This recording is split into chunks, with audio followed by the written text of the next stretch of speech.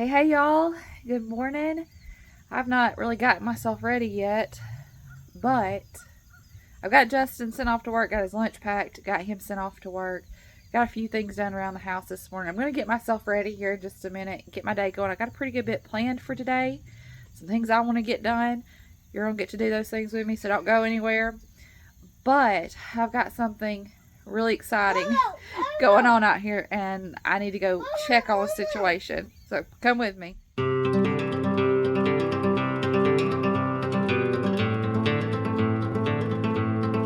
on, let's go check on the babies. So we have incubated eggs and hatched chicks. We've ordered chicks and kept them in a brooder. Those kinds of things. But we did something that was new. It was a first for us. We let a broody hen sit on some eggs, and now she has babies. And the whole thing has really been interesting to me because it's just so amazing to see these bigger chickens with the babies. I've always avoided putting the smaller chickens with the bigger chickens because they'll pick on them and all these kinds of things, but it's so different when they hatch out these babies. They're all protecting them and taking care of them. And for just like seeing how nature works and the sustainability of having a mama hen that will hatch and raise babies, I wanted to do this. And y'all, it's just been such the amazing experience, such the amazing thing to see. Are you chasing the rooster around? Are you chasing Black Adam? Don't chase him. So this one right here wants to be mama too now. She's really been helping protect the babies, and now she's sitting on the eggs. Oh, look over there. Look, no. I know, they're down there. The babies are down there with that mama. And she's sitting, eggs. yes. So they're swapping out? Yes. She's helping. They're growing to that fine with that? I thought shaking up here. Is the other one's fine with that? Yeah. Good cooperation. They are working together to take care of the babies. But now one of them's up there on the eggs. It's okay. They'll go back up there, won't we? So which one's the real one? That one over in the corner. The one over in the corner is the one that sat on the eggs. Quiet, stop. That's one. Hi, babies. She ain't gonna leave them alone. No, she's taking good care of them. I came out here last night after it had already gotten dark because I was so worried and wanted to check on them because I was worried that she would leave them and go sit on the eggs and they wouldn't be warm. But they've all been working together. One of the others went and sat on eggs. She took care of the babies. They've been doing a good job together. All right, let's leave them alone. I had to do a makeshift barricade and put extra food and water on that side of it because the baby chicks, when they could come out here, they could fit through the holes in the chicken wire. So they can't get over this right now, and they're more secure inside of here. The big chickens can go over it. So there's extra food and water in there for the babies.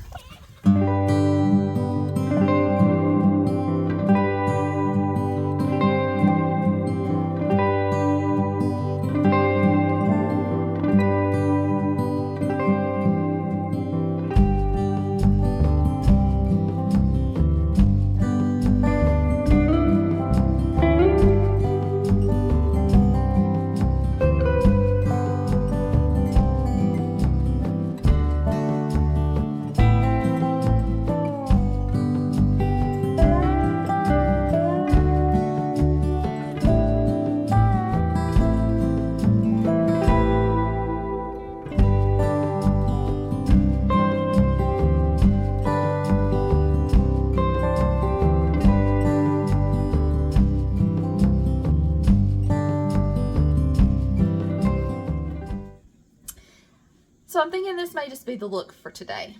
I may go do my eyebrows and put some mascara and chapstick on, but this may just be the look. I'm gonna be at home. I'm gonna be comfortable anyway. Got a lot of things to do in the kitchen, so this just may be the look for today. Just fixed my lunch. I'm having that chicken sausage and eggs. Like I've had that every day for the last several days just because it's been really good, and I've done it. I've been having it as lunch. I did do scrambled eggs instead of fried eggs today, but it's so good. I will tell you though, every day that I've cooked this, and every day I've cooked the sausage in the air fryer, I've set the smoke alarms off. I don't know why. I know it's like a mapley kind of sausage, so maybe the sugar in it is, it's not smoky in here. I don't know. But every single day, I have set the smoke detectors off. Whoops. So I'm going to eat my lunch. We've done school for the day. It's getting close to nap time for the babies. And once I get them down for a nap, I've got some things I'm going to do. Bringing you along, we're going to go out and cut some more goldenrod. Did that in a recent video. I have some of it here hanging, drying, and I'm going to get some more and get it hanging, drying. And then we're going to make some elderberry syrup. I'm going to make enough to can because that's my go-to. Elderberry syrup is my go-to preventative during cold and flu season. Like I have some other things on hand that we use too, but elderberry syrup is my go-to. And if we ever slack on not using it, it's because we're out and Mama needs to make more. And so I'm going to make enough that I can it. That way we're not waiting on Mama to make more. I can just go get some from the pantry, and we'll do better about staying on top of taking it daily as a preventative during cold and flu season. So that's the plan for right now though. I'm going to eat my lunch, work on getting babies down for a nap, and we'll go from there.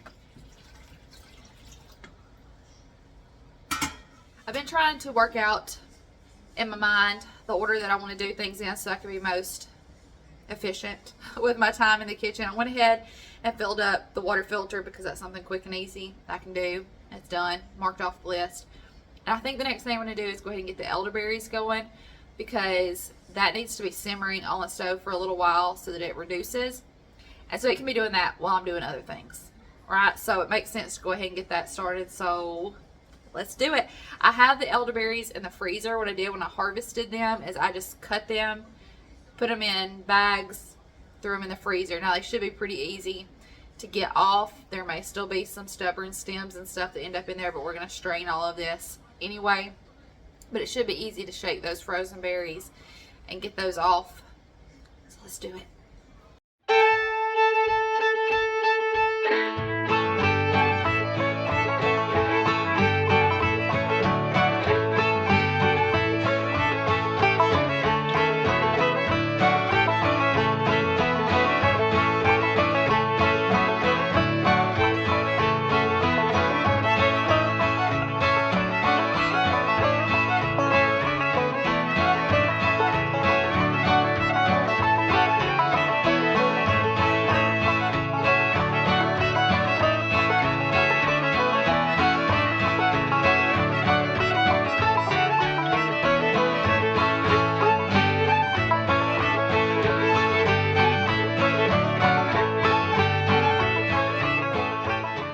So I gave these a good shake in the bag. Most of them came off. And then I poured them over in this bowl, picking out any big stems. You would drive yourself crazy trying to get every little one out. And we're going to strain this after it's cooked. So, you know, it'll be all right. And now elderberries are not something that you want to eat raw. They need to be cooked. So, no big deal though, we're doing that today. When we make our syrup, just getting out the bigger pieces of stem right now. Any little leaves or anything that might have made their way in there.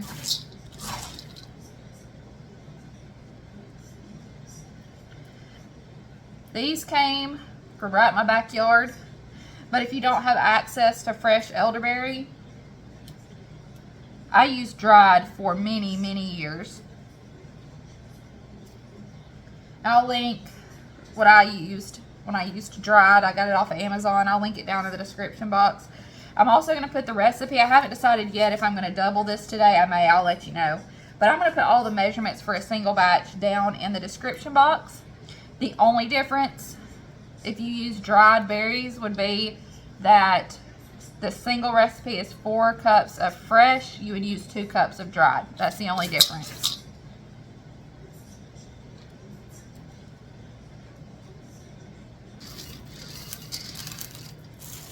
Well, if I keep losing them, I ain't gonna have enough.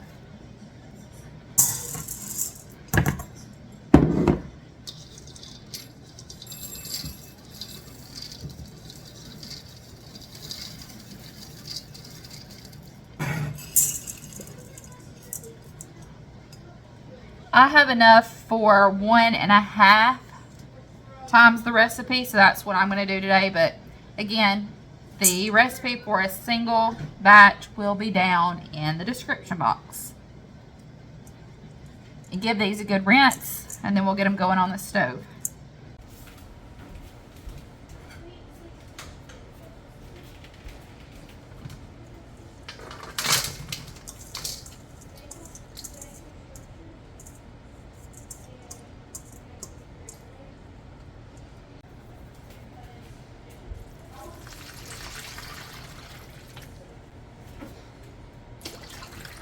Again, I'm making a batch and a half. The recipe for a single batch will be down in the description box. I'm adding in some optional ingredients, some spices, some cinnamon sticks, whole cloves, and some ground ginger. You could also use fresh ginger. You don't have to add those in, but they have great nutritional properties in themselves, and I always like to add those into my elderberry syrup. You'll see that I have some green berries in with my elderberries, and I tried to pick some off as I was harvesting, and I was trying to make sure that I waited until they were mostly ripe, but then it was a fight with trying to get to them before the birds. And so I did some research, and I'm comfortable leaving in a few of the green berries since I'm cooking and straining this. The elderberry syrup has about 10 minutes left before I need to strain it and add in the last few ingredients. I took some time and got dishes done, jars washed, canner heating up, so everything's ready. Like I said, just about 10 more minutes and then we can strain it and add in the last few ingredients and get it in the canner. So since I had a few minutes, I thought I'd come out here and cut me another bunch of this goldenrod to get drying. I'm the kind of person who always hates to see summer go, but I have those things that make me really excited about fall, like hoodies and sweatshirts, my favorite Mrs. Meyer's acorn spice scent, and the blooming goldenrod. I have walked through the darkest valley. I was lost, couldn't find my way.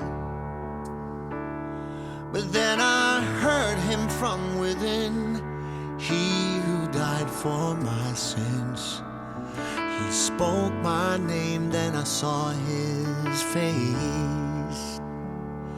Yes, I've seen his eternal glory. I felt his hand when I was astray.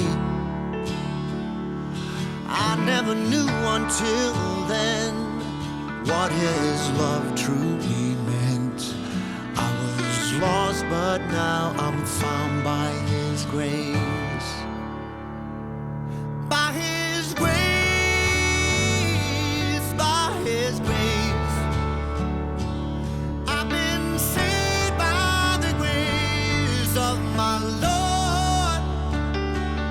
By his grace, by his grace, I've been saved by the grace of my Lord. He is the Lamb and he... I simmered this for about 45 minutes. Now I'm going to strain my elderberry syrup. I'm just pouring it through a fine mesh strainer. I have in the past poured it through the strainer and cheesecloth, but I found that the strainer, as long as it's fine mesh, does just fine on its own. So that's all that I use. I'm also going to take the back of a spoon and push a little bit of the remaining juice out of those berries. And then I'm also going to go ahead and pour my lemon juice through the strainer just because. And then the only other ingredient that I need to add is my sugar. When I make this in just one single jar that I'm putting straight in the refrigerator, I add honey. However, and you could still add honey. However, the high temperatures of the canning process diminish a lot of the good properties of the honey. So I'm going to go ahead and use white sugar instead. All I needed to do was heat that back up until the sugar was fully dissolved. It is. It's hot. I've got my hot jars and my hot canner, keeping everything the same temperature. If you're new to canning, I have a video dedicated to water bath canning, which is what we're doing today, and to pressure canning, where I answer some of the questions that I commonly get. I'll make sure those are linked for you. But I'm going to go ahead and start getting this in my jars and getting them in my water bath canner.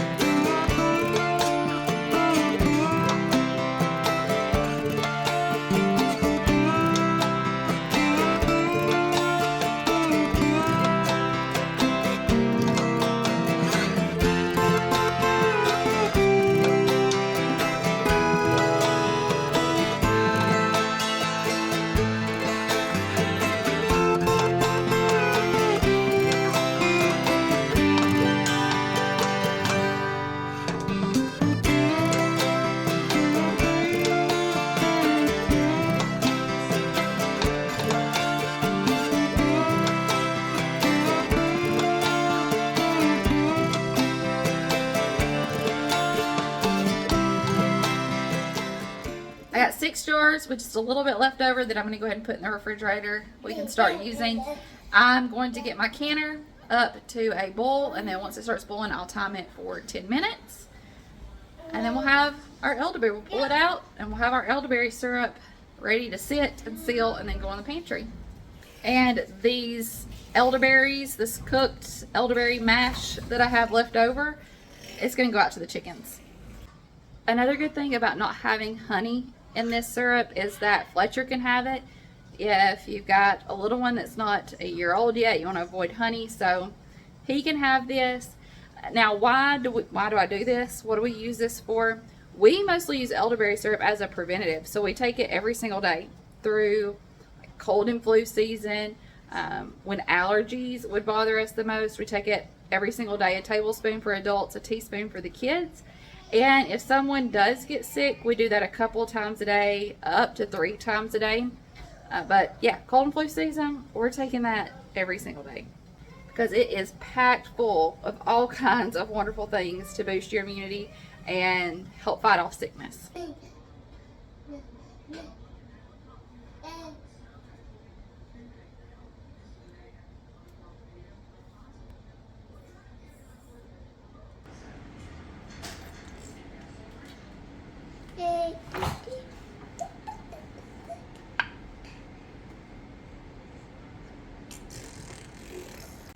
Now, some people would say, why are you cutting that down and bringing that in your house? It's going to mess with your allergies. I'm allergic to that stuff. But you might not be thinking of goldenrod. You might be thinking of ragweed because they do look similar. And I remember I used to get them confused, but they're 2 different things. And goldenrod can actually be very beneficial in fighting against allergy issues you might have. It's also good for cuts and scrapes. You can put it in teas and drink it. You can infuse it in oil. You can make a balm out of it to put on scrapes and things. It's good for a lot of stuff. So do a little research, do a little Google search, and you can see the difference between ragweed and goldenrod and be able to tell the difference in them.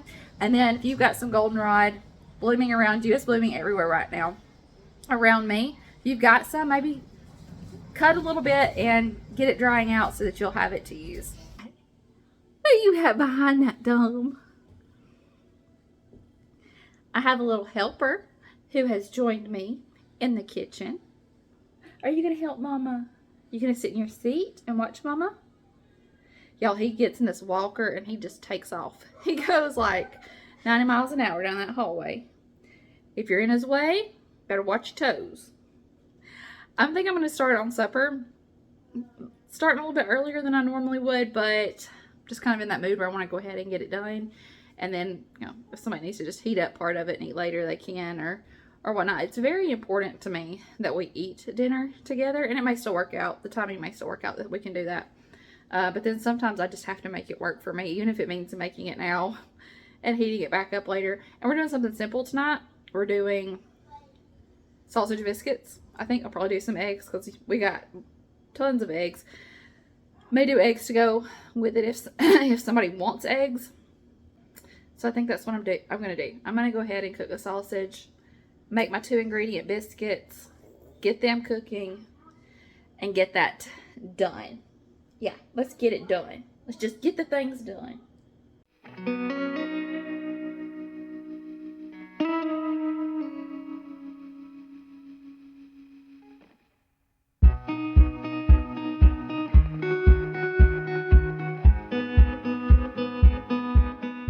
The biscuits just came out of the oven. They're beautiful, if I do say so myself. And you can probably hear the sausage cooking. As soon as it gets done, maybe I'll fry some eggs. We'll see. And we'll have sausage biscuits for dinner. And I made plenty. There should be extra left over. If there's not, that's fine too. But if there's some left over, I'll just put the sausage inside the biscuits, wrap it in some parchment paper, and put it in the freezer. That way the kids or whoever can pull them out and heat them up whenever they want them.